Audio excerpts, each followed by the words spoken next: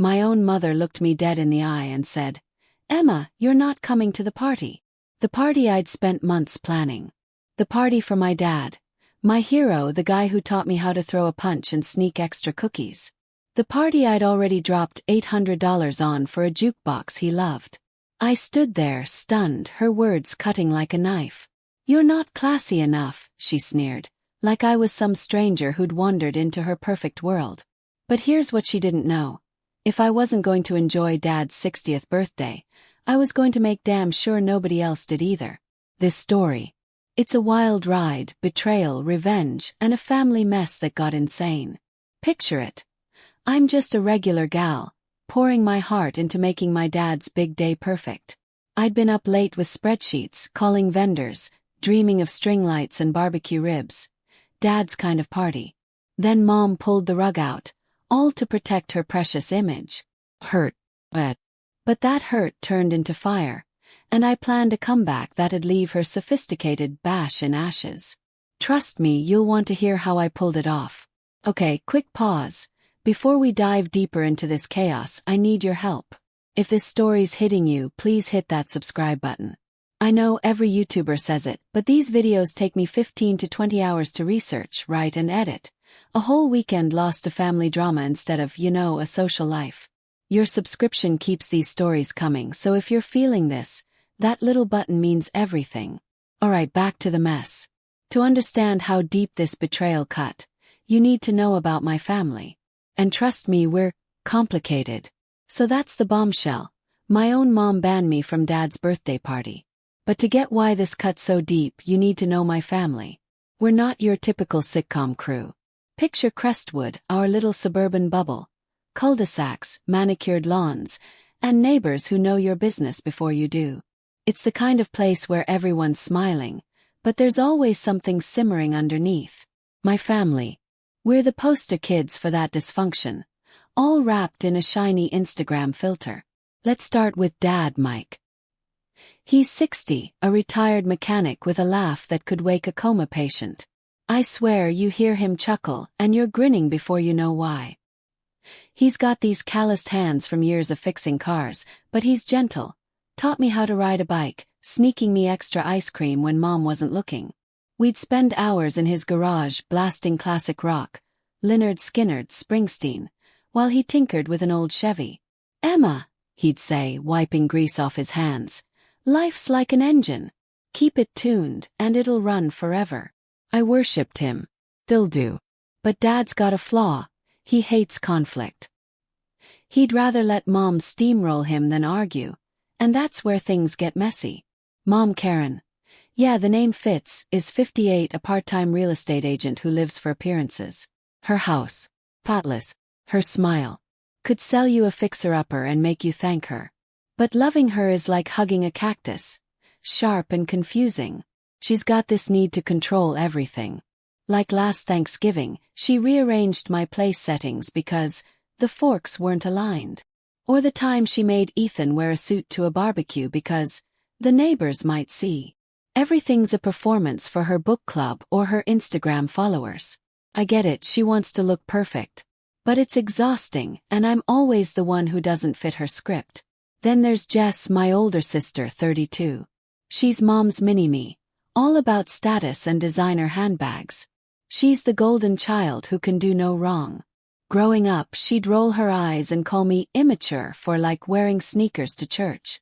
"Emma, grow up," she'd snap, flipping her hair like she was auditioning for a rom-com. Jess enables Mom's control, always nodding along, planning her own perfect life.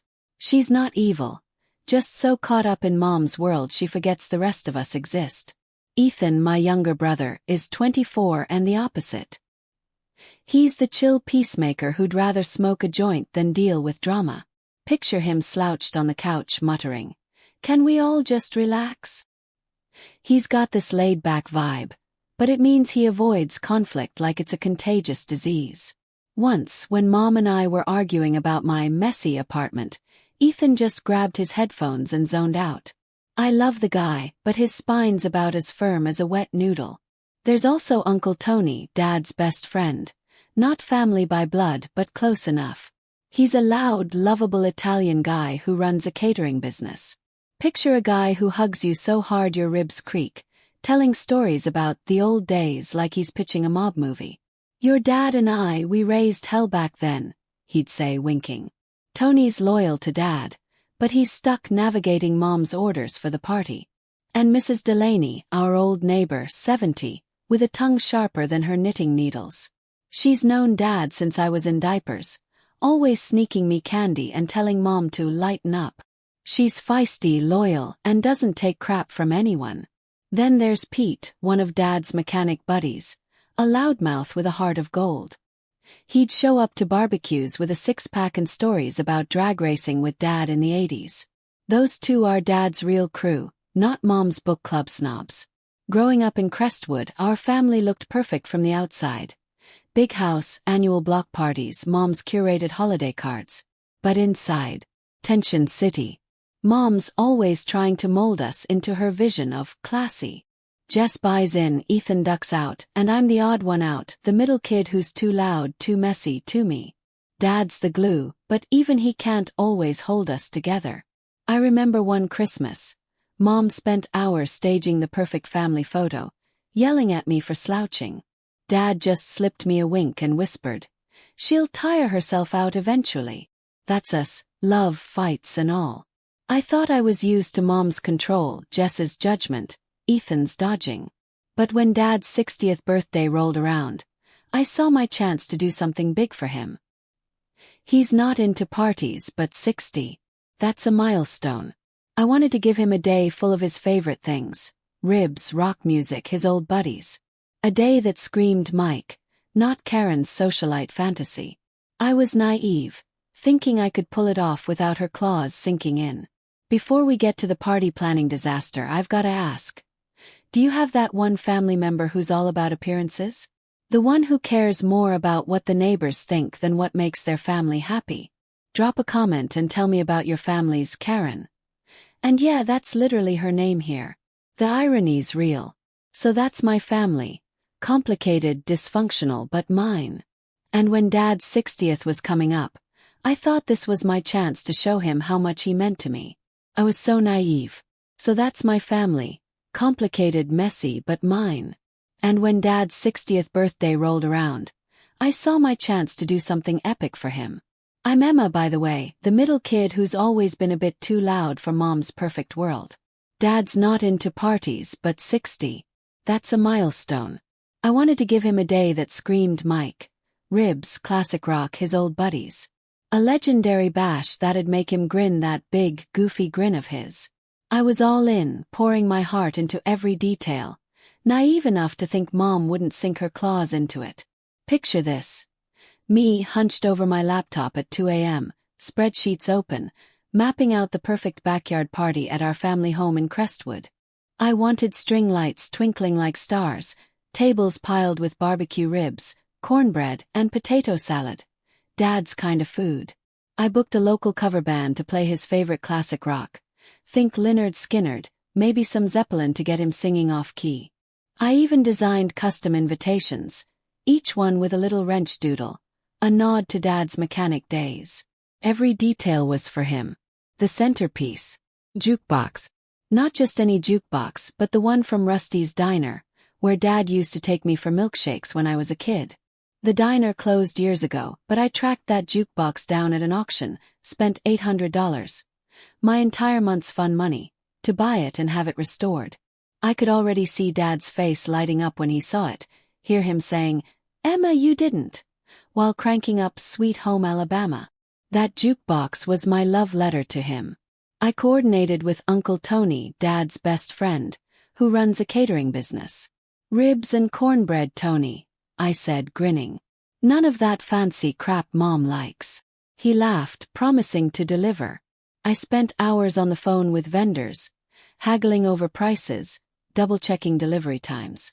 My apartment was a war zone of sticky notes and coffee mugs, but I didn't care. This was gonna be legendary. First, everyone was on board. Mom loved the idea of a big party. She saw it as a chance to show off to her book club and the neighbors. "This'll be the event of the year," she said, already picturing her Instagram posts. Jess, my older sister, jumped in with decorations, suggesting gold tablecloths and fairy lights. Even Ethan, my chill younger brother, helped with the guest list, muttering, "As long as there's beer, Dad'll be happy." We were a team, or so I thought. I'd stay up late, tweaking playlists, imagining Dad dancing with his old mechanic buddies, Pete and the crew, while Mom's snobby friends tried to keep up. But Dad, he wasn't sold at first. "Emma, you don't have to go all out," he said one night, sipping a beer in his garage. "I'm happy with a burger and you kids." I shook my head, stubborn. "Dad, you're turning 60. You deserve an epic." He chuckled, that warm laugh filling the room, and gave in. "All right, kiddo. Make it your kind of epic." That was all I needed. I threw myself into it harder. More calls, more plans, more heart. Every late night, every dollar spent, every vendor argument. It was worth it. I could see it. Dad laughing, the jukebox blaring, the backyard alive with people who loved him. I wasn't just planning a party. I was showing Dad how much he meant to me. Growing up, he was my rock, the guy who'd fix my bike, cheer at my soccer games, and slip me $20 when Mom wasn't looking. This party was my way of saying thanks. I was so caught up in the dream, I didn't see the storm coming. "Okay, I need to know. What's the most you've ever spent on a gift or party for someone you love?" Because that $800 jukebox was my entire month's fun money, but Dad was worth it. Have you ever gone all out for someone who meant everything to you? Let me know in the comments, because the betrayal that's coming next is going to hit so much harder knowing how much heart I put into this. But 3 weeks before the party, something shifted. Mom started acting weird. And I should have seen the red flags coming. 3 weeks before Dad's 60th birthday party, things got weird. I'm Emma, the middle kid who poured months into planning this epic bash for my dad, Mike. Ribs, classic rock, that $800 jukebox I restored just for him. Everything was on track. String lights, barbecue menu, a band ready to rock. My family was in sync, or so I thought. But then Mom, Karen, the queen of appearances, started acting off, and the ground beneath me began to shift. Started small. I'd call Mom to confirm details, and she'd dodge my questions about the guest list. "Oh, Emma, don't worry about it," she'd say, her voice sharp like I was pestering her. I'd ask who was coming and she'd pivot. "We'll handle it, dear." Handle it.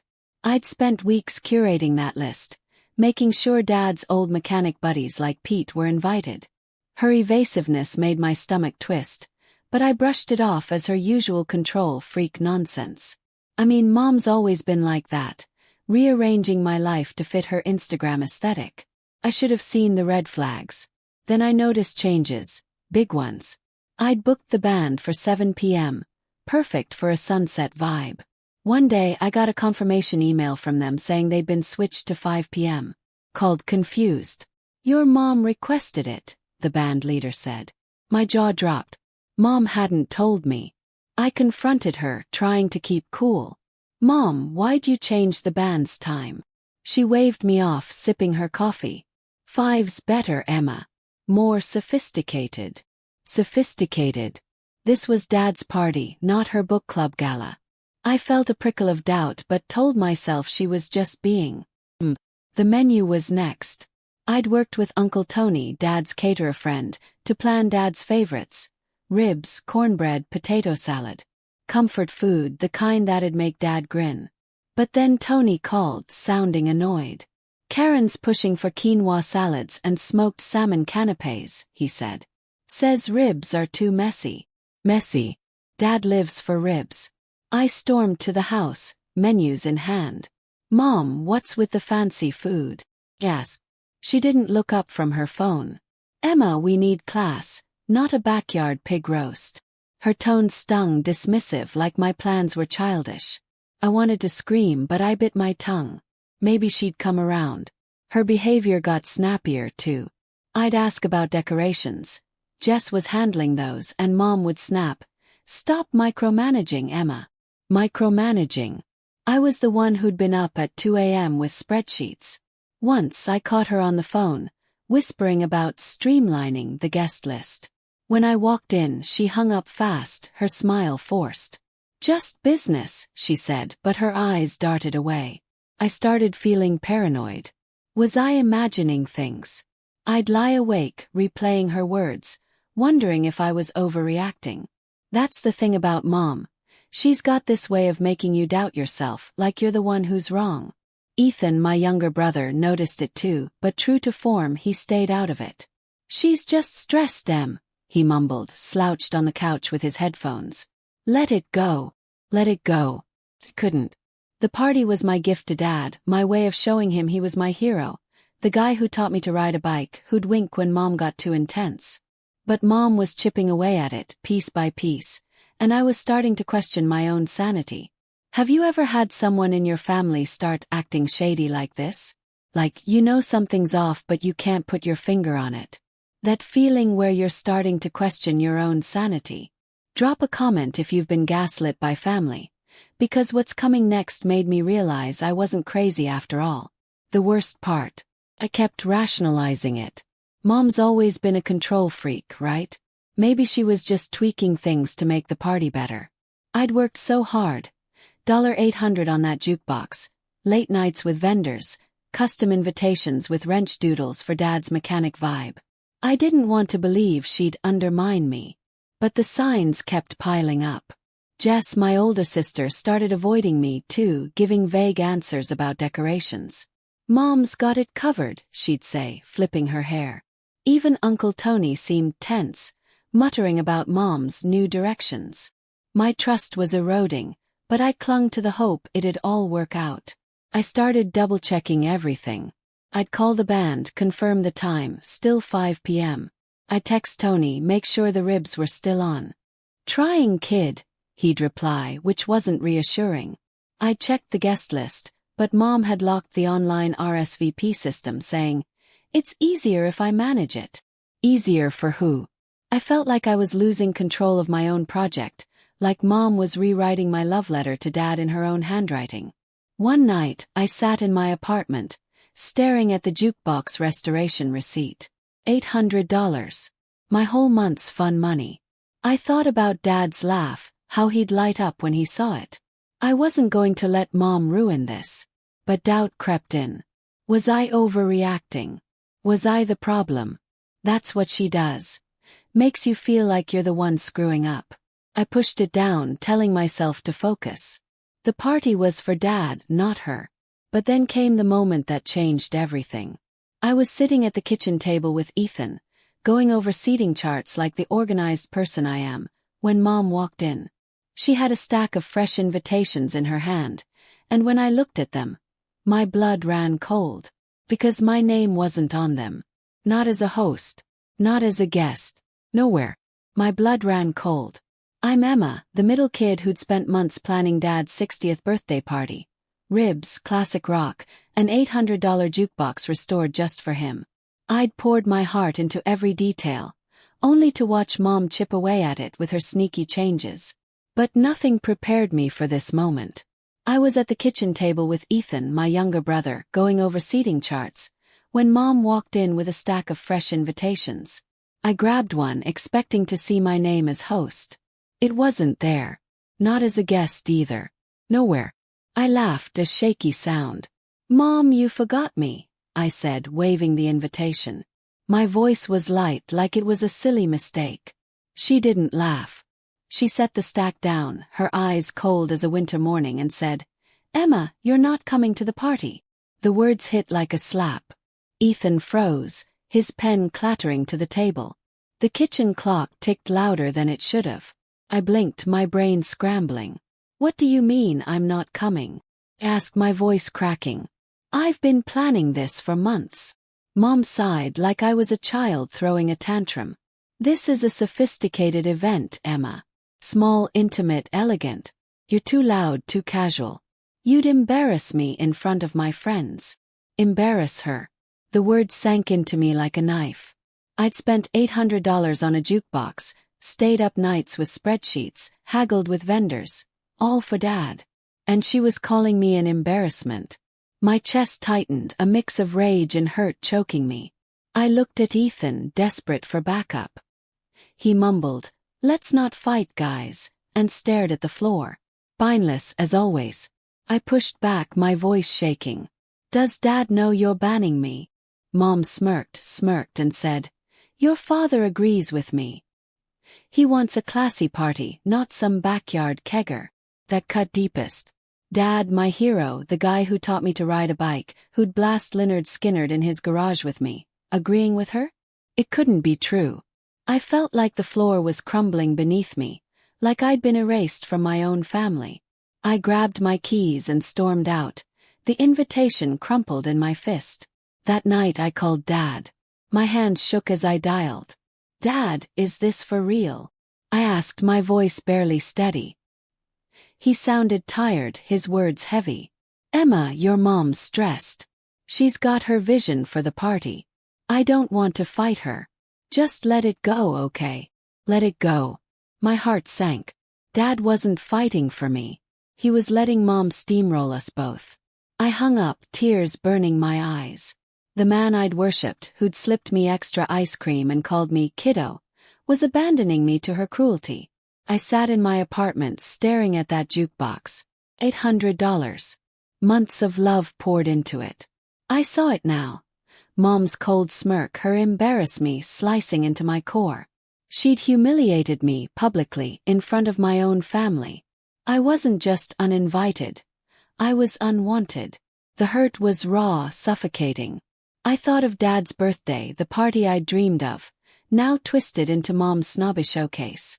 I felt like nothing, like I didn't belong in my own family. Then something shifted. The hurt hardened into rage. If Mom thought she could erase me from Dad's big day, she was dead wrong. I wasn't going to crash the party or throw a fit. No, I'd play her game, smarter, sneakier. I'd make sure her perfect party was a disaster she'd never forget. My hands stopped shaking. My mind raced. I grabbed a notebook and started scribbling. If I wasn't going to enjoy Dad's 60th, nobody was. I want you to imagine this for a second.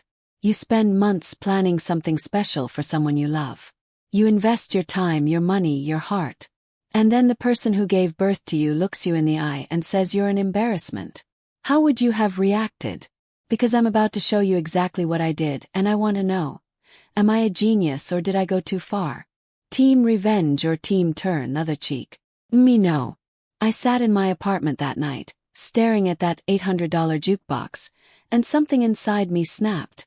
If Mom wanted to play games, I was about to become a grandmaster. I sat in my apartment, staring at that $800 jukebox, and something snapped. I'm Emma, the middle kid who poured months into planning Dad's 60th birthday party.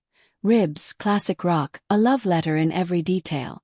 But Mom Karen ripped it all away, banning me with a smirk and that gut punch. You'd embarrass me. Dad didn't fight for me. Ethan, my brother, just mumbled and looked away. I'd been erased from my own father's celebration, and the hurt was a weight I couldn't shake. My apartment felt too small that night, the walls closing in. The jukebox sat in the corner, gleaming under a flickering lamp, a symbol of my wasted love. $800. Late nights with spreadsheets, calls to vendors. All for Dad, the guy who'd taught me to ride a bike, who'd blast Springsteen and call me kiddo. Now it was just a hunk of metal mocking me. I sank onto the couch, my hands gripping my knees, replaying Mom's words. Too loud, too casual. An embarrassment. My chest burned, a mix of grief and fury. I'd given everything, and she'd made me feel like nothing. I thought about walking away. Just let Mom have her snobby party. Quinoa salads, book club ladies, no trace of me or Dad's real friends. I could skip town, maybe crash at a friend's, pretend it didn't hurt. But every time I closed my eyes, I saw her smirk, that cold glint in her eyes as she handed me the invitation without my name. Walking away meant letting her win, letting her rewrite Dad's day into her Instagram fantasy. It meant admitting I didn't matter. And that wasn't an option. But revenge. That scared me too. I'm not a villain. I'm the kid who'd sneak Dad extra cookies, who'd laugh at his corny jokes. Could I really sabotage my own family? I paced the room, my socks scuffing the carpet, my mind a tug of war. Part of me wanted to call Dad again, beg him to see me, to fight for me. Another part wanted to scream, to make Mom feel the sting she'd dealt me. I stopped by the jukebox, running my fingers over its chrome. Dad would have loved it. That thought tipped the scales. If Mom thought she could erase me from Dad's big day, she was dead wrong. I grabbed a notebook, my hand steady now. Quiet fury settled in, sharp and clear. I wasn't going to crash the party or throw a tantrum. No, I'd play her game smarter. I'd make sure her perfect party crashed and burned. Not with a bang, but with a slow, glorious unraveling she couldn't pin on me. I started jotting ideas, my pen moving fast. Hit her where it hurts. Her pride, her image, her control. The jukebox would be my ace, a reminder of what Dad really loved. I'd bring back the ribs, the real guest list, the chaos she'd tried to bury. But doubt lingered. Was this right? I thought of Dad's tired voice on the phone. Just let it go, Emma. Would he hate me for this? Pushed the thought down. This wasn't just about me. It was about giving Dad the party he deserved, not Mom's sanitized version. I'd be careful, strategic. No one would know it was me. I sketched out steps.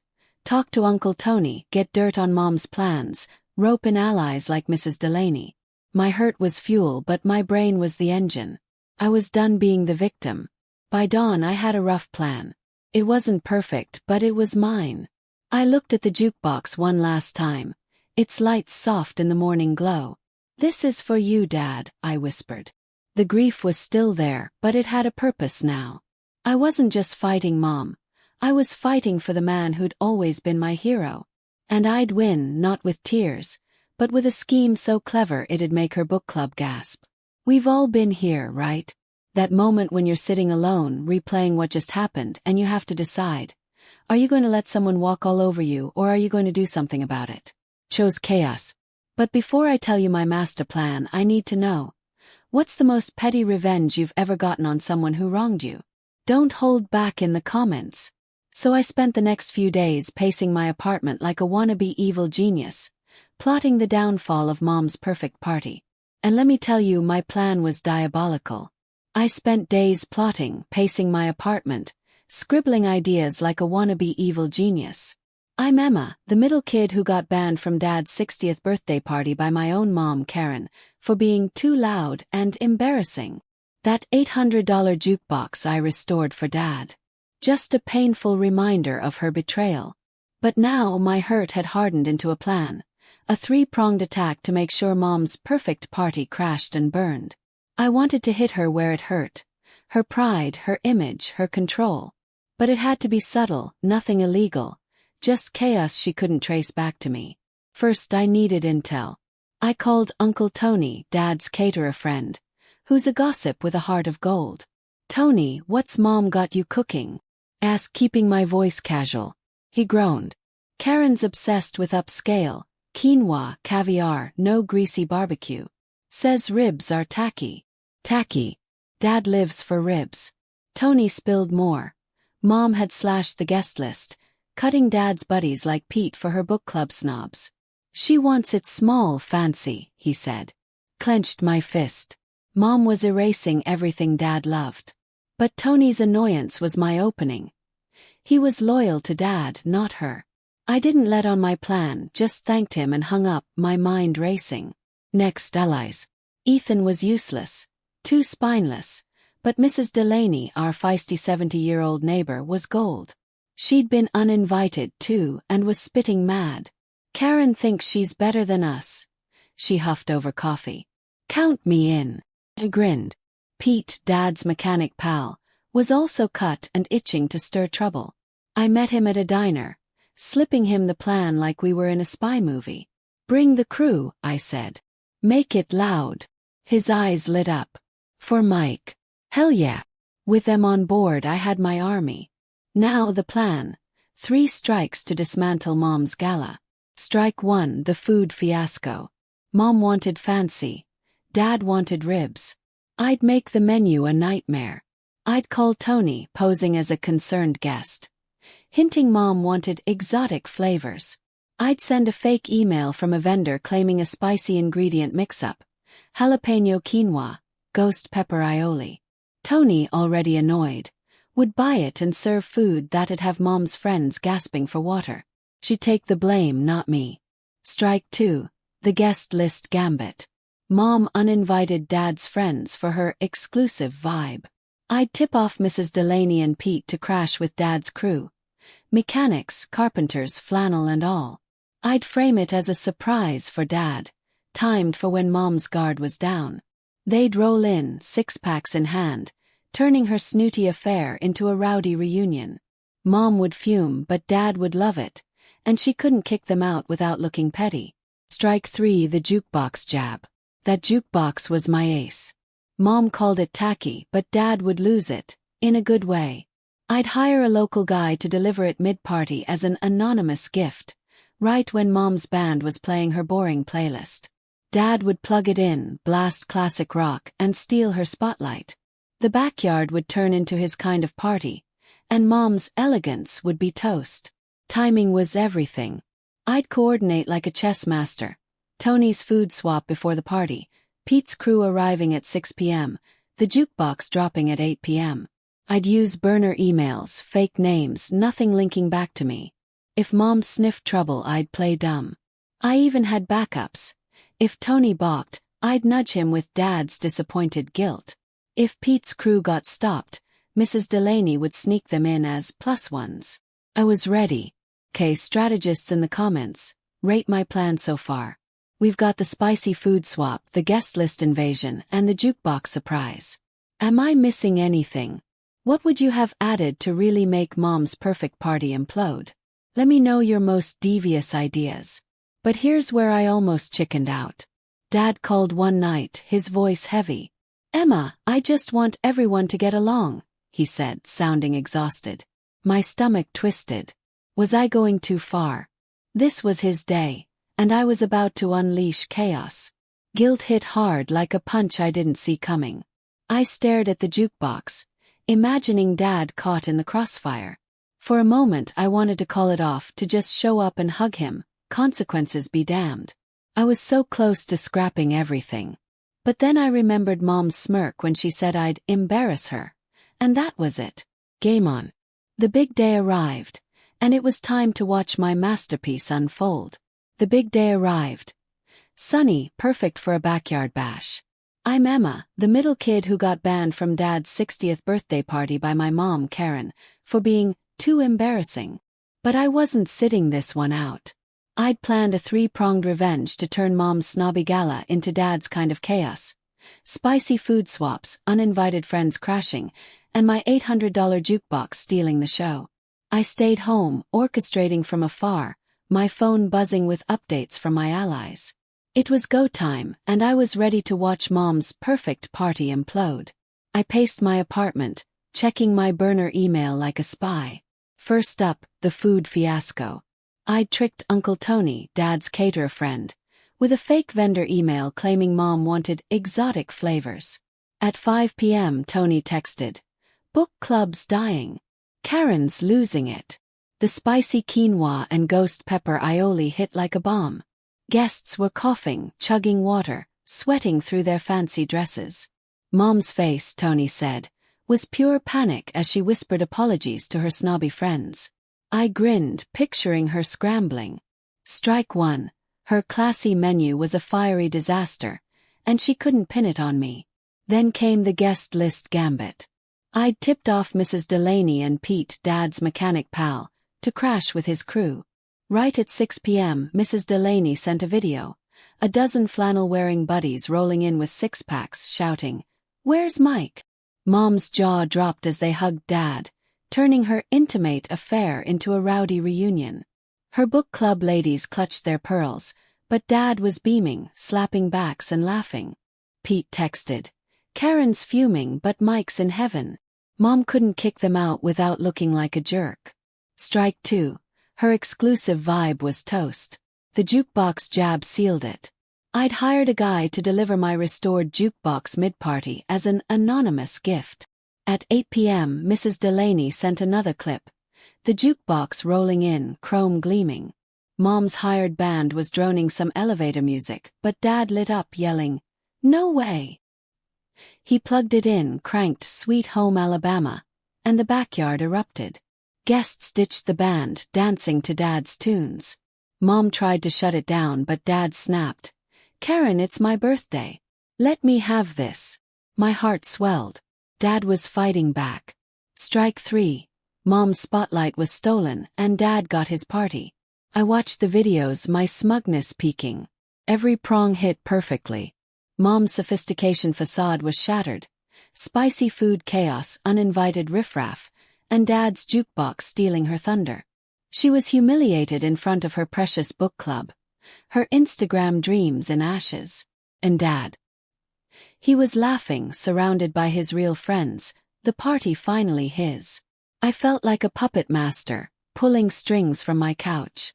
Tony kept texting. "Karen's yelling at the staff. It's a mess." Mrs. Delaney chimed in. "Best party ever, kid." I was winning. But then concern crept in. The spicy food was hilarious, but some guests looked miserable, fanning their faces. Had I gone too far?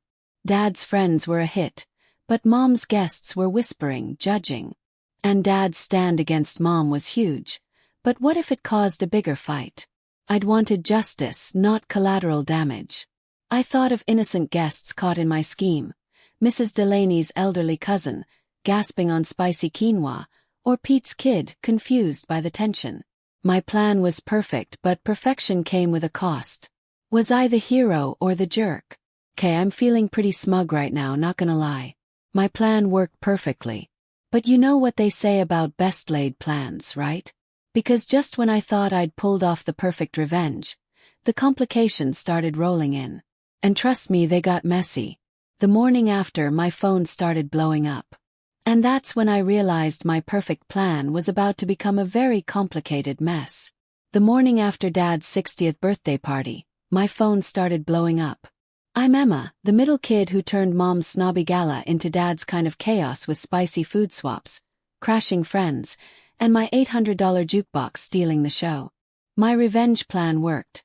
Mom's perfect image was in tatters, and Dad got his real party. But success came with a price. Complications were piling up, and I was scrambling to keep my puppet strings untangled before my scheme unraveled. First came Jess, my older sister, Mom's mini-me. She cornered me at a coffee shop, her eyes narrow. "You think you're slick, Emma. I know you sabotaged Mom's party." My stomach dropped. She'd traced the jukebox delivery to a guy I'd paid, digging through receipts like a detective. That anonymous gift. "Too convenient," she hissed, flipping her hair. I played dumb, sipping my latte. "No idea what you're talking about, Jess." But my heart raced. She didn't have proof yet, but Jess was relentless. She kept poking, my whole plan could collapse. Then there was Monica, Mom's book club rival, who saw the party disaster as her chance to shine. She announced a proper party for Dad at the Crestwood Country Club, a lavish do-over to fix Mom's flop. Mrs. Delaney, my feisty ally, texted me, "Monica's trying to steal your dad's affection." Groaned. Monica was turning my revenge into her power play, inviting Dad's friends and promising a classy event. If her party succeeded, Mom would look like a martyr, and my chaos would be forgotten. Worse, Jess was cozying up to Monica, sniffing for dirt on me. I had to sabotage this second party without leaving fingerprints. The country club party was a mess waiting to happen. I sent an anonymous tip to the club's chef, claiming Monica wanted extra bold flavors, think habanero-infused cocktails. Mrs. Delaney reported back. Guests gagging, Monica red-faced, Dad chuckling with Pete over the chaos. But it backfired. Dad started wondering why every party was going wrong. Over lunch he fixed me with a look. "That jukebox at the first party.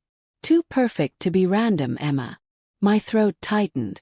Dad was piecing it together, his mechanic's mind catching the gears I'd set in motion. I shrugged, mumbling, "Just a coincidence." But his eyes lingered. He wasn't buying it. Mrs. Delaney, my secret weapon, was becoming a liability. She'd gotten tipsy at the country club and bragged to a neighbor, "Emma, you little devil, stirring up trouble." The neighbor told Jess, who texted me, "Mrs. D's spilling secrets. You're done." Panic surged. Mrs. Delaney's loose lips could expose me, and Jess was circling like a shark.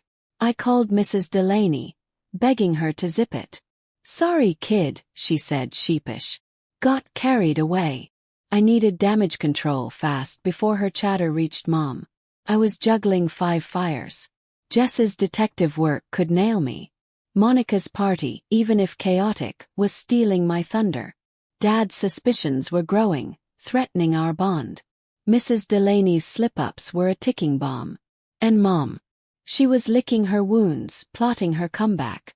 I'd wanted accountability, but now I was the one at risk of exposure.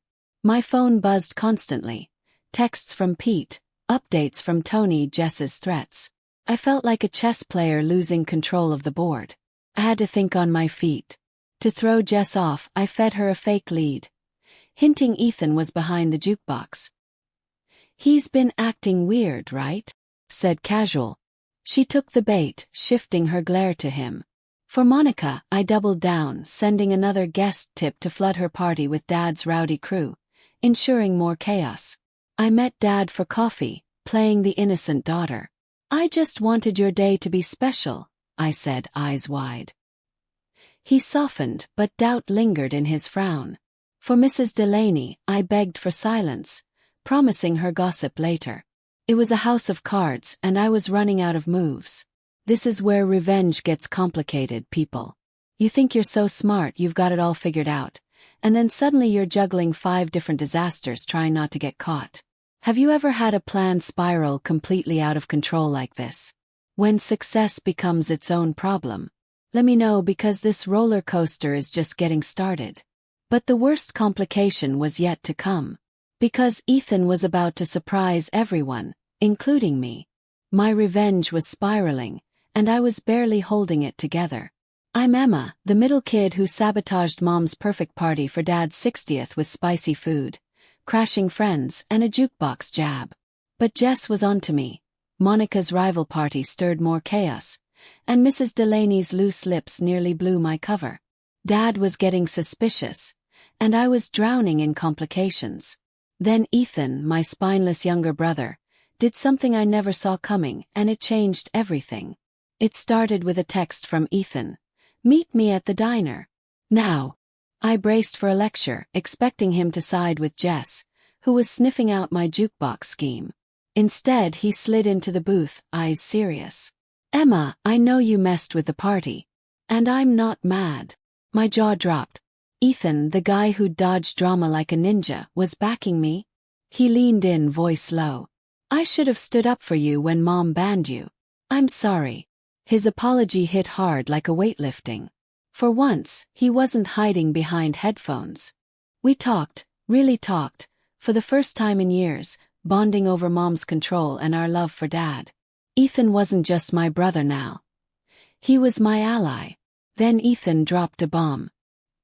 He'd overheard Jess digging into Mom's party budget and found something wild.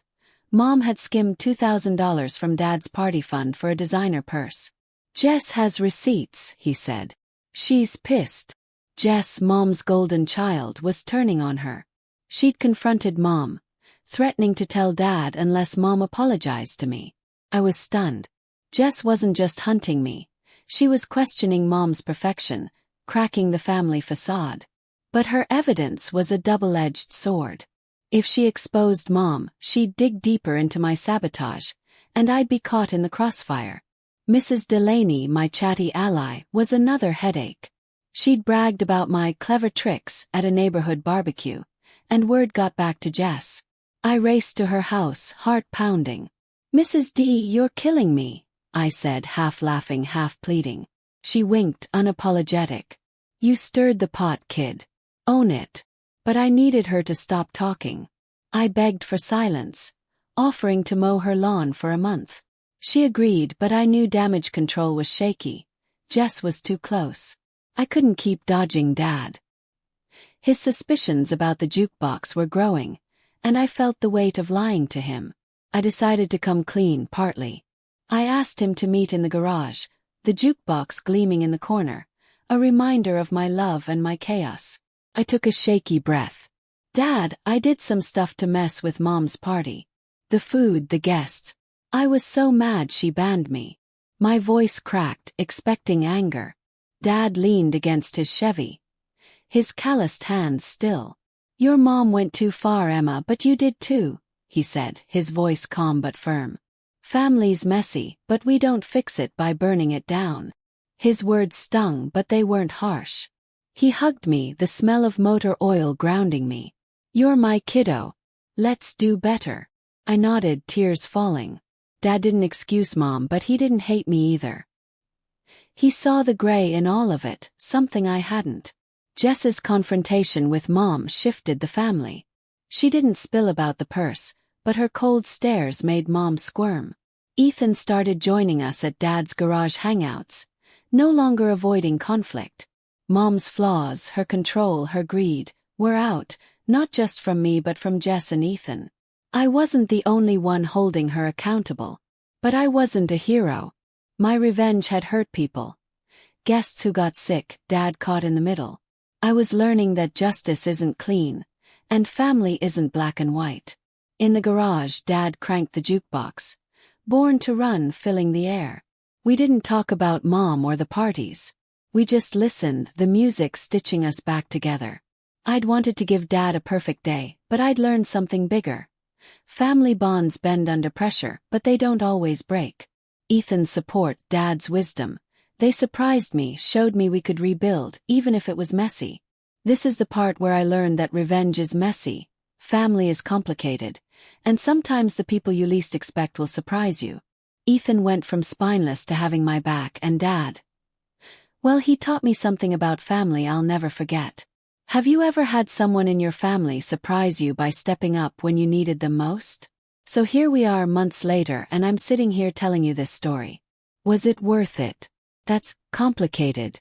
So here we are months later, and I'm telling you this wild story about how I got revenge on my mom for banning me from Dad's 60th birthday party. I'm Emma, the middle kid who turned Mom's snobby gala into Dad's kind of chaos with spicy food, crashing friends, and a jukebox that stole the show. It was a roller coaster, betrayal, scheming, and a family thrown into upheaval. Was it worth it? That's complicated. But let me walk you through life now, the lessons I've learned, and the new normal we've carved out in Crestwood. Picture our suburban bubble, cul-de-sacs, manicured lawns, neighbors still whispering about the party disasters. Mom Karen isn't the queen bee anymore. Her book club still gossips about the spicy quinoa debacle and the flannel-clad mechanics who crashed her elegant affair. She's quieter now, less controlling, her Instagram posts toned down. No more curated perfection. At Thanksgiving, she didn't rearrange my place settings or snap about classy forks. She just passed the mashed potatoes, her smile tight but civil. Her social standing took a hit, and it's humbled her, though she'd never admit it. I don't trust her fully, but we found a cautious peace, like two boxers who know each other's punches too well to throw them lightly. Dad Mike is happier than I've seen him in years. We spend weekends in his garage, the jukebox humming Lynyrd Skynyrd or Springsteen. He'll crank Sweet Home Alabama, wink at me and say, "This thing's trouble, kiddo." He knows I pulled strings, doesn't know the half of it, but he's not mad. That garage is our sanctuary. Tools scattered, classic rock loud, his laugh louder. He's more appreciative now, slipping me a beer or a story about his drag racing days. Our bond's stronger, forged in the mess of that party and the confession I made. He's still conflict-averse, but he's learned to push back when Mom gets too bossy, and that's enough for me. Ethan, my younger brother, isn't the family doormat anymore. The guy who'd mumble, "Let's not fight," and vanish with headphones. He's grown a spine. After he backed me up at the diner, spilling Mom's purse embezzlement secret, we became partners. He's more assertive, calling Mom out when she nitpicks, even standing up for Jess when she's overwhelmed. We grab burgers sometimes, joking about the party chaos like war veterans. "You went full evil genius," he'll say, grinning. His confidence is new, and our respect is mutual. Ethan's my unexpected ally, proof that family can surprise you. Jess, my older sister, is thawing. She was Mom's mini-me, all designer handbags and eye rolls, but the party fallout shook her. Finding Mom's $2,000 purse scam cracked her loyalty. She didn't rat Mom out, but she's colder to her now, questioning her perfection. Jess and I aren't besties, but we're building something. At Christmas, she handed me a gift, a wrench-shaped keychain, and muttered, "For your garage time." No lecture, just a nod. We're starting to get each other, two kids caught in Mom's control, learning families more than appearances. It's slow, but it's real. Monica, Mom's book club rival, is gone from our lives.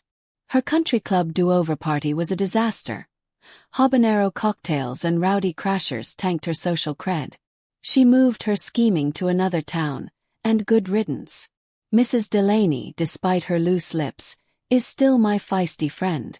I mow her lawn, and she slips me cookies, winking about our little adventure. Uncle Tony and Pete, Dad's buddies, are family fixtures, showing up at barbecues with ribs and stories. Our social circles reshuffled. Less pretense, more flannel, and I'm good with that. So let's talk about what revenge actually costs, because it's not what you think. Yeah, I got Mom back. Her perfect image was shattered. Her book club still whispers about the disasters, and she's humbler now. But seeing Dad caught in the middle hurt me more than it hurt her. I wanted justice, but watching him navigate Mom's anger and my chaos felt hollow. Revenge gave me a win, but it dented something deeper. My trust in easy fixes. Have you ever gotten exactly what you wanted in revenge, only to realize the victory felt hollow? Tell me about a time when winning didn't feel as good as you thought it would. Life's different now. Family gatherings have new vibes. No more staged holiday cards. At Easter, Dad grilled burgers, Ethan cracked jokes, and Jess didn't fuss about tablecloths. Mom tried managing the guest list, but Dad shut it down with a grin. "My house, my rules," he said. "We're not perfect, but we're real." I'm more confident, too, standing up for myself at work, saying no to Mom's subtle jabs. I've got a reputation now. Nobody underestimates Emma. The jukebox stays in Dad's garage, a symbol of his happiness and my love, still playing the tunes that bring him back to life. Here's the thing about family drama nobody talks about: it never really ends, it just evolves. Mom and I aren't best friends, but we're not enemies either. We've found a weird middle ground, a mutual respect born from mutual destruction. I know she's capable of cruelty. She knows I'm capable of chaos. At a family barbecue, she caught me sneaking Dad an extra beer and just rolled her eyes, no lecture. It's not love, but it's understanding, stronger because we've seen each other's worst. Do you have that one family member you've been through war with, and now you get each other in this twisted way? That relationship that's complicated but tougher for it. The biggest surprise. Ethan. My little brother went from dodging conflict to being my rock. He stepped up when I needed him, spilling Mom's secrets, standing by me when Jess was circling. Sometimes the people you think are weak are just waiting for their moment. That party crisis brought out his best, and I'll never bet against him again. Who in your family surprised you by having your back when you least expected it? Drop their name in the comments and give them some love. If I'm being honest, I'm proud of what I did and I regret parts of it. I'm proud because Mom needed a wake-up call. Her control, her purse scam, her banning me demanded consequences. But I regret Dad's stress, the innocent guests who got sick, the collateral damage of my war. The best revenge teaches a lesson without wrecking bystanders. Looking back, would I do it again? Probably. Would I do it differently? Absolutely. Maybe less ghost pepper, more focus on Dad's joy. What about you? Do you believe in revenge, or are you team forgiveness is the best revenge? Pick a side. Family's like a car engine. Messy, needs work, and sometimes you gotta get your hands dirty to fix it. There's no clear hero or villain here. Mom's flawed, but she's trying. Dad's wise, but he let her steamroll too long. Jess is learning, Ethan's growing. And I'm not the naive kid who thought revenge would feel clean. We've all changed, stumbled, and gotten up. Loving flawed people means accepting the frustration with a love, the fights with a laughter. That's the nuance I didn't get before. Now we plan family events differently.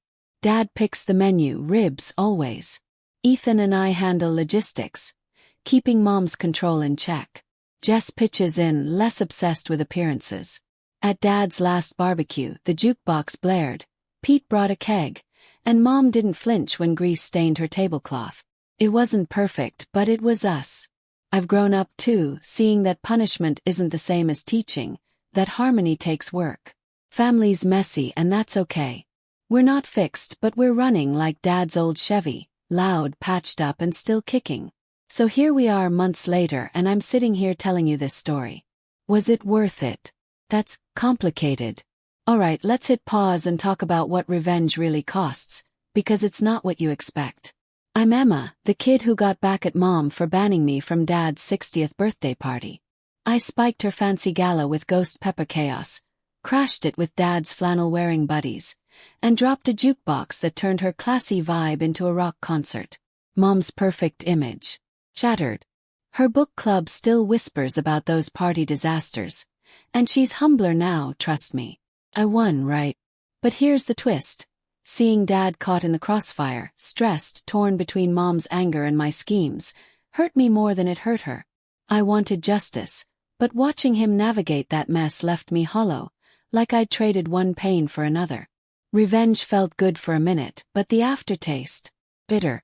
Have you ever nailed a perfect comeback, only to find the victory wasn't as sweet as you thought? Maybe you got even with a friend or a sibling, but the win felt empty. Tell me about a time when winning didn't feel as good as you expected. Drop it in the comments because I'm betting we've all been there. Here's a truth about family drama nobody tells you. It never really ends, it just shifts. I'm Emma, the kid who went to war with Mom over Dad's 60th birthday party, spiking her gala with chaos and a jukebox to reclaim it for Dad. Mom and we're not swapping recipes or braiding each other's hair. But we're not at each other's throats either. We've landed in this strange middle ground, like two generals after a ceasefire. I know she can be cruel, skimming party cash for purses. She knows I can orchestrate a backyard rebellion. It's mutual respect, forged in the wreckage of our worst selves. Like at a family barbecue when I caught her eye while sneaking Dad a beer. She just smirked, no lecture. We get each other now, in this twisted, battle-scarred way. Do you have that one family member you've clashed with hard, but now you understand them better because you've seen their darkest side? That bond that's messy but tougher for it. Tell me about them in the comments. I want to hear about your complicated connections. The biggest surprise in all this. Ethan. I'm Emma, the middle kid who flipped Mom's snobby gala for Dad's 60th into a chaotic, jukebox-fueled bash. Ethan, my younger brother, used to be the family doormat, dodging fights with headphones and mumbled, "Let's not argue." But when the party fallout hit, he stepped up. At a diner, he looked me in the eye and said he knew I'd sabotaged Mom's plans, and he wasn't mad. He apologized for not backing me when Mom banned me, and spilled her $2,000 purse scam. That crisis turned him into my strongest ally, showing spine I didn't know he had. Sometimes the people you peg as weak are just waiting for their moment to shine. And sometimes it takes a family blow-up to bring out their best. Who in your family shocked you by having your back when you least expected it? Drop their name in the comments and give them some love. If I'm being completely honest, I'm proud of what I did and I regret parts of it. Mom Karen needed to be knocked down a peg. Her cruelty in banning me, her control, her skimming party cash for designer bags demanded consequences. I nailed her with spicy food chaos, Dad's crashing buddies, and that jukebox stealing her spotlight. Her book club still gossips about her party disasters, and she's humbler now. But I regret Dad getting caught in the crossfire. Seeing him stressed, torn between Mom's fury and my schemes, hurt me. The best revenge teaches a lesson without torching innocence. Would I do it again? Probably. Would I do it differently? Absolutely. Less collateral damage, more focus on Dad's joy. What about you? Do you believe in revenge, or are you team forgiveness is the best revenge? Pick a side in the comments. Life's moved on in Crestwood. I'm more confident now, standing up for myself at work, shutting down Mom's subtle jabs. Family traditions have shifted. No more staged holiday cards. At Easter, Dad grilled burgers, Ethan cracked jokes, Jess skipped the tablecloth drama, and Mom didn't flinch at grease stains. Dad's visibly relaxed, loving his authentic barbecues, the jukebox humming in his garage. Our social circles reshuffled, less book club snobs, more of Pete's flannel crew. Family events are different too. Dad picks ribs, Ethan and I handle logistics, keeping Mom in check. It's not perfect, but it's us. There's no clear hero or villain here. Mom's flawed but trying. Dad's wise but let her steamroll too long. Ethan's grown, Jess is thawing, and I'm not the kid who thought revenge was clean. We've all learned, stumbled and gotten up. Families are messy, that's okay. Punishment isn't teaching. Love and frustration coexist. I see that now, and it's shaped how we move forward, patched up like Dad's Chevy. So that's my story. How I turned Mom's betrayal into a masterclass in petty revenge, learned hard lessons about family, and came out with stronger bonds. Well, most of them. Monica can stay in exile. But here's what I want to know. Team revenge or team forgiveness? Did I go too far, or did Mom get what she deserved? And what's your crazy family revenge story? Drop it in the comments, the messier the better. If this saga kept you hooked for 2 hours, smash that like button, subscribe for more family drama, and hit the bell. Trust me, I've got stories that'll make your family look normal. Thanks for sticking through the spicy disasters, jukebox chaos, and family mess. Stay petty but not too petty. And always keep receipts on your family. You never know when you'll need them. Oh, and Dad, if you're watching, thanks for keeping the jukebox story our secret. That wink in the garage said it all. Love you, old man.